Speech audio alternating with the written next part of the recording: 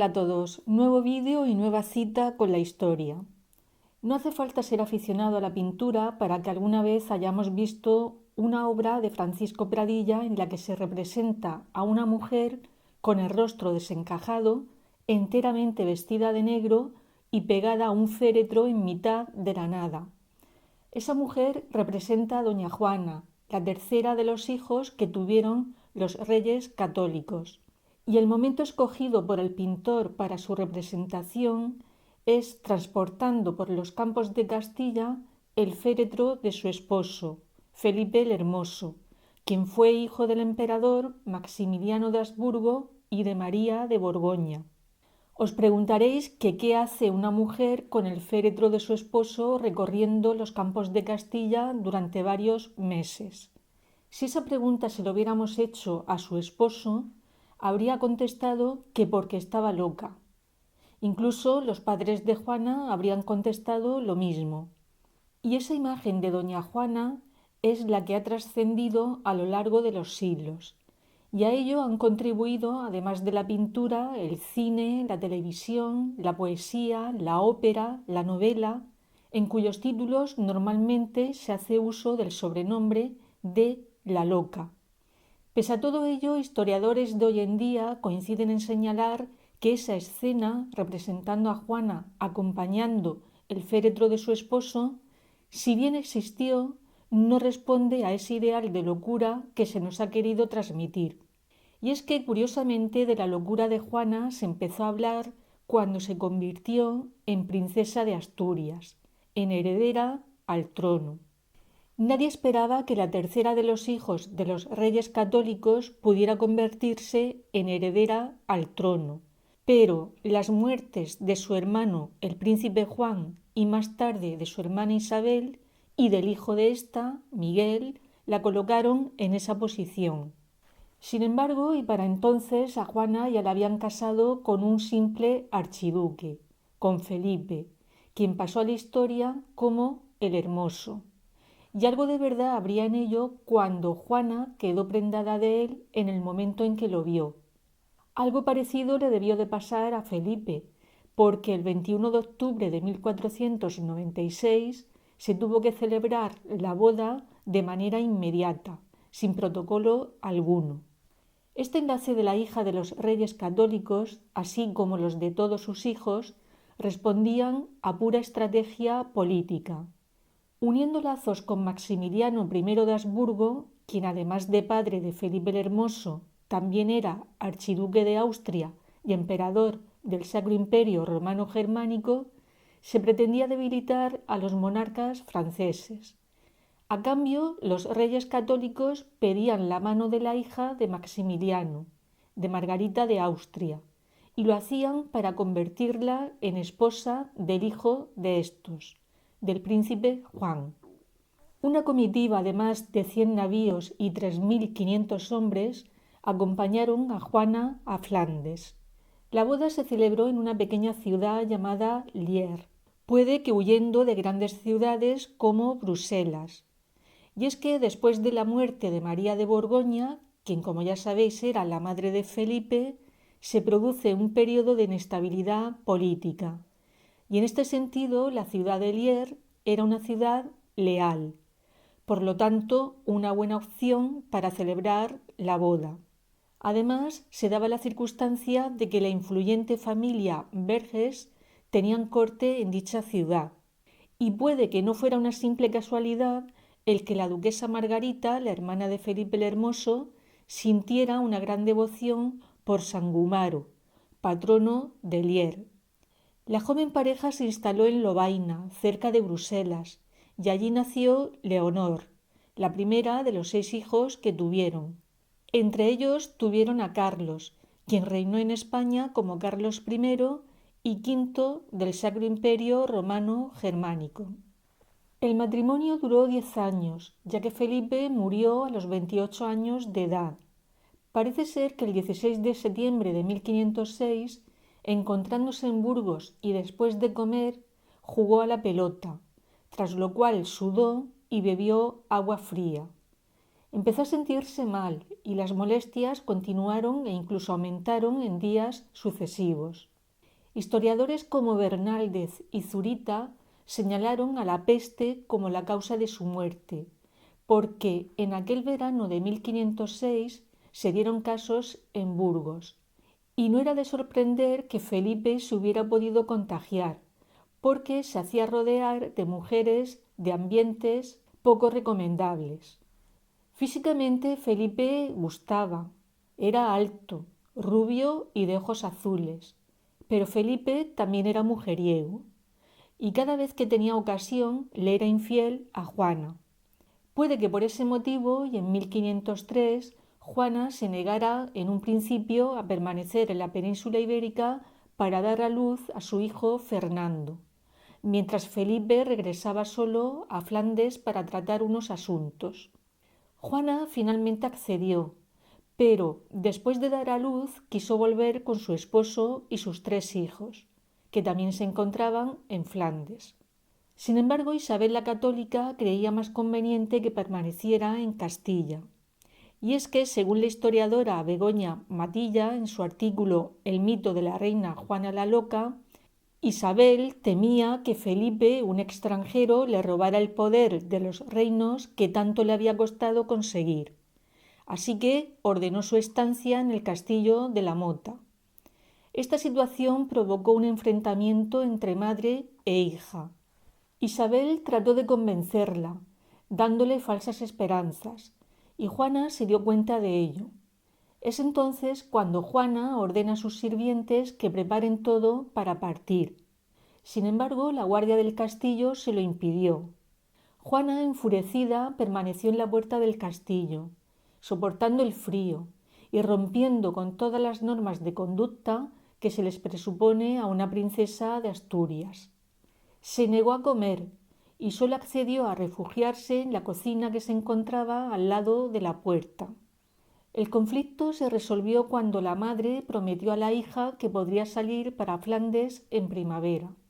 Isabel, después del episodio vivido en el castillo de la Mota, pierde la confianza en su hija y pide por carta a Felipe que sea vigilada para que no se hiciera daño a sí misma o a su honor, sin saber que con ello estaba empezando a forjar el sobrenombre con el que ha pasado a la historia.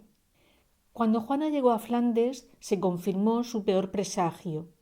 Felipe tenía una aventura amorosa y la tenía con una dama de la corte, que para más Inri era española.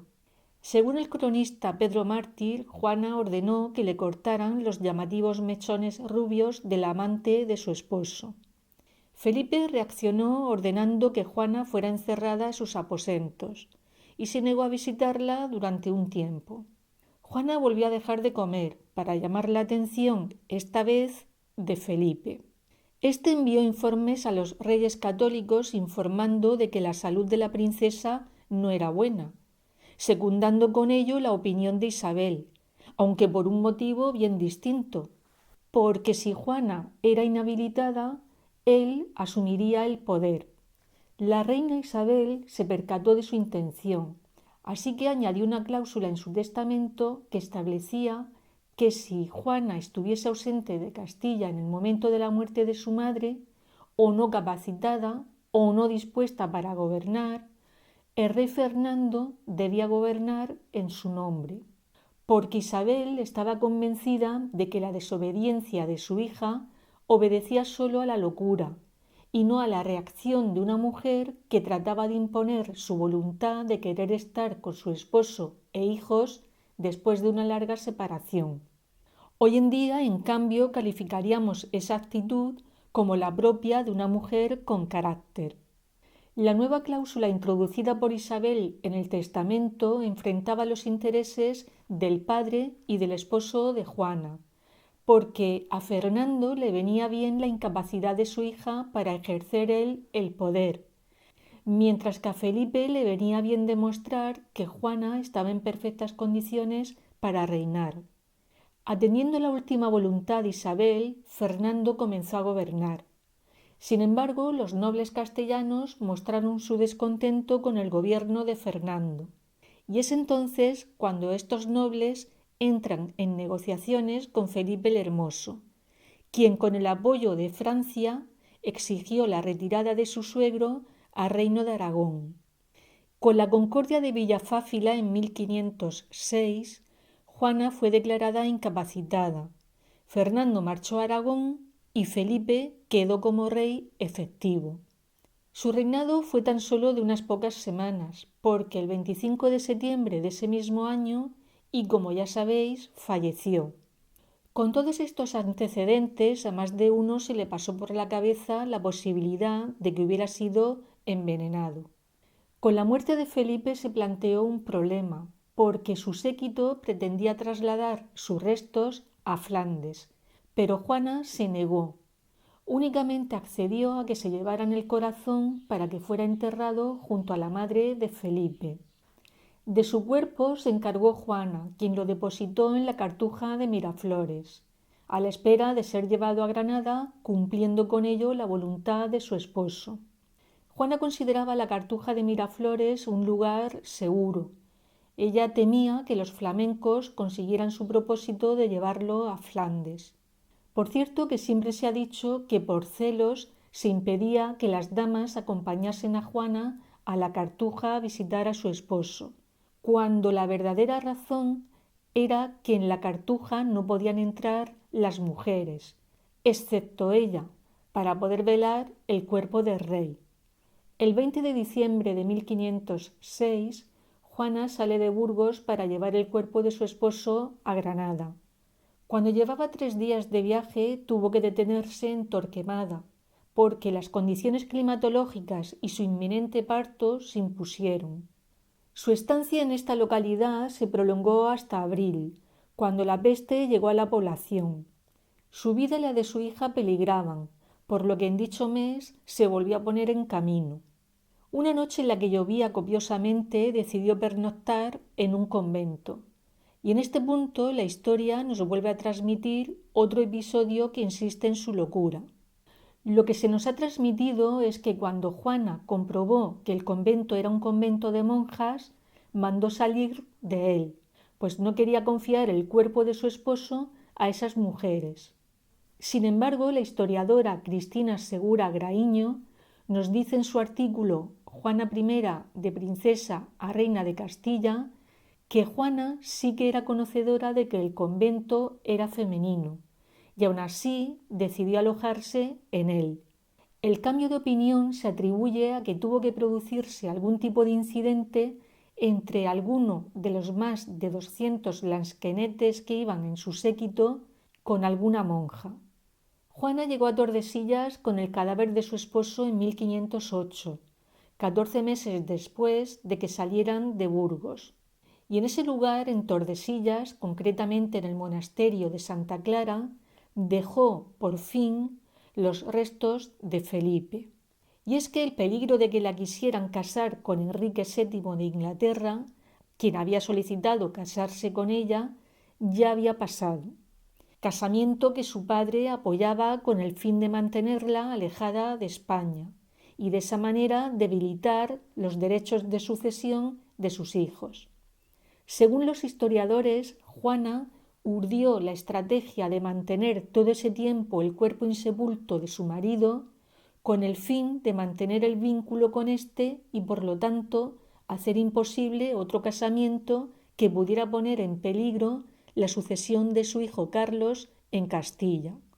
Mientras el gobierno de los reinos quedaban asegurados en la figura de su padre, una vez que éste regresó de Aragón, que si recordáis es donde se retiró cuando su yerno fue proclamado rey de Castilla. Fernando ejercería el gobierno, pero Juana seguiría siendo la reina de Castilla, asegurando con ello la sucesión de Carlos. Juana se quedó a vivir en Tordesillas el resto de su vida, junto con Catalina, la menor de sus hijos. Así lo acordó con su padre, como también acordó vivir en retiro, como hacían muchas nobles que quedaban viudas y no en cautiverio como se ha transmitido. Puede que la confusión viniera, tal y como dice la historiadora Begoña Matilla en su artículo el mito de la reina Juana la Loca, de que el tratamiento que en la época se le daba a la locura era el confinamiento. Y ya sabéis que para la gente de aquella época Juana no estaba cuerda. En el interior de ese palacio Juana practicó el ayuno, la vigilia y la austeridad.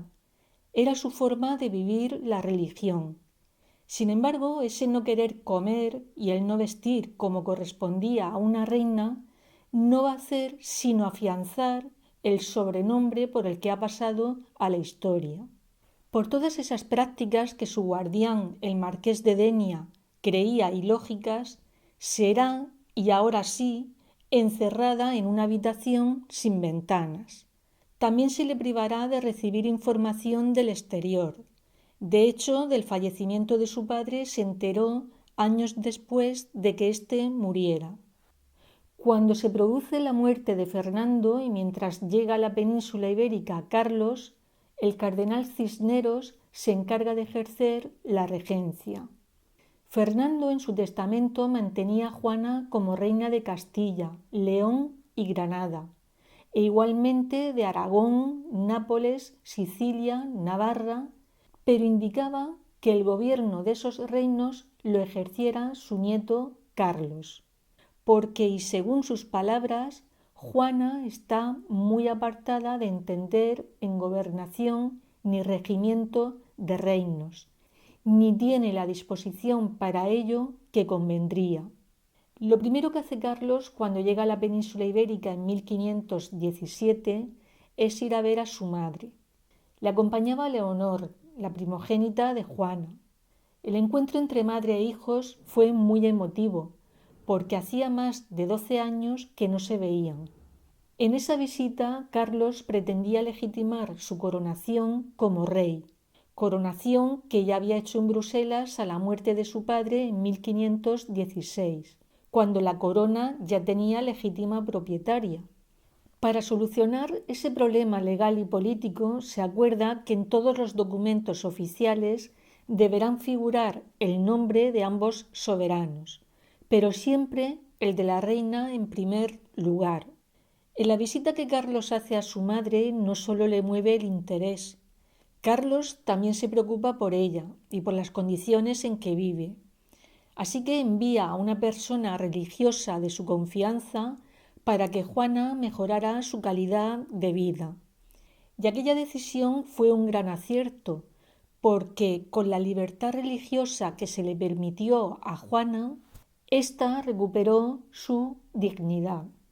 La cotidianeidad en el palacio de Tordesillas se vio alterada en el año 1520. Aquel año un grupo de personas, los llamados comuneros, llamados así por pertenecer a las comunidades de Castilla, se ponen en pie de guerra contra Carlos I. Lo veían como a un extranjero, que apenas sabía hablar castellano y que se rodeaba igualmente de extranjeros, perdiendo influencia en la corte la nobleza castellana. Este descontento entre los nobles se fue extendiendo a las clases populares, y la gota que colmó el vaso fue cuando Carlos pidió en las Cortes de Santiago y La Coruña un dinero para su elección imperial en Alemania. Los comuneros pensaron en una alternativa, pensaron en Juana y en que ésta asumiera el ejercicio del poder como reina, y no solo la titularidad. Sin embargo, Juana no aceptó. Realmente la formación que había recibido Juana no era la apropiada como para ejercer el gobierno de unos reinos. Realmente, si el curso de los acontecimientos hubiera sido el normal, Juana no habría pasado de ser infanta, y como tal fue educada. Ella fue instruida en las buenas maneras propias de la corte, en urbanidad, comportamiento religioso, en danza, música, el entrenamiento como amazona, en idiomas como fueron el francés, además del latín y las lenguas romances propias de la península ibérica. Pero es que además, si hubiera aceptado la propuesta de los comuneros, eso habría implicado dejar a su hijo Carlos a su suerte. Así que las fuerzas de Carlos I se impusieron a los comuneros, y Juana continuó con su vida de retiro o recogimiento en Tordesillas. Su hijo Carlos fue aumentando las visitas a su madre y en cada una de ellas alargaba su estancia durante varios días. Pero la visita de la que Juana seguro tuvo que guardar mejor recuerdo fue la que recibió en las Navidades de 1536 y en la que el emperador llevó consigo a su esposa la emperatriz Isabel y a los 3 hijos de estos, a Felipe, María y Juana. Eso sin contar cuando acudieron a verla sus nietos recién casados, Felipe y María Manuela de Portugal. Los últimos años de Juana no debieron de ser agradables para ella, porque una caída la dejó inmóvil de la cintura para abajo. Igualmente el que su hija Catalina, con la que había estado viviendo en Tordesillas, la dejara sola para contraer matrimonio con el rey de Portugal, la condujo a la tristeza y a la depresión. Cuando llegaron los últimos momentos de vida de Juana, se planteó un gran problema. Y es que Juana, por su particular forma de vivir la religión, se negaba a confesar, y comulgar sin haber confesado y haber sido absuelta era un sacrilegio. Así que recibió la extrema unción cuando perdió el conocimiento. Sus últimas palabras fueron: Jesucristo crucificado sea conmigo. Juana I de Castilla murió el 12 de abril de 1555, cuando tenía 76 años. Sus restos se depositaron en el monasterio donde también yacía su esposo, en el monasterio de Santa Clara de Tordesillas. Su nieta, la princesa Juana, hija de Carlos I, ordenó funerales en toda España, y algunas ciudades declararon un periodo de luto. Igualmente se celebró un funeral en la Catedral de San Miguel y Santa Gúdula en Bruselas, lugar donde Juana había sido proclamada reina de Castilla.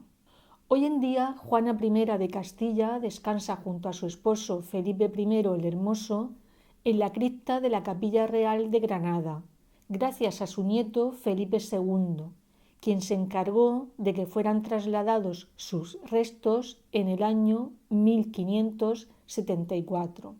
Quería terminar con un dato muy curioso.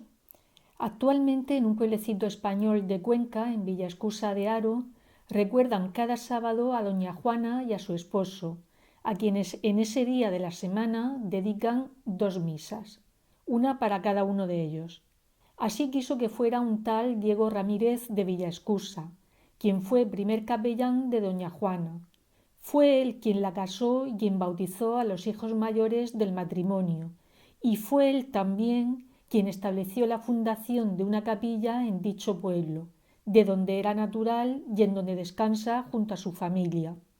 Espero que este recorrido por la vida de Juana I de Castilla os haya gustado.